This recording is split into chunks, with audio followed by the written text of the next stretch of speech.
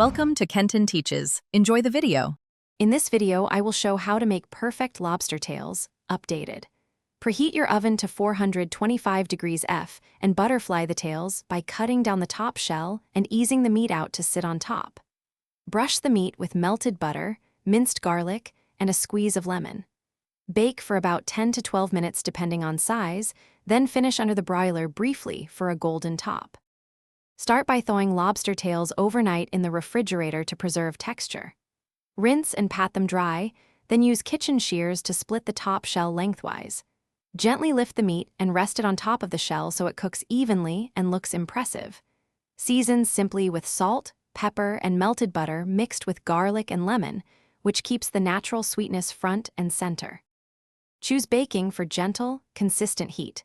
Set the oven to 425 degrees F and time 10 to 12 minutes for medium tails, adjusting for larger sizes. Keep a close eye during the final minute and broil for 1 to 2 minutes to create a light golden crust. Always check with an instant read thermometer and remove at 140 degrees F to ensure tender, succulent meat rather than rubbery toughness. Thanks for watching. Please subscribe if this video was helpful.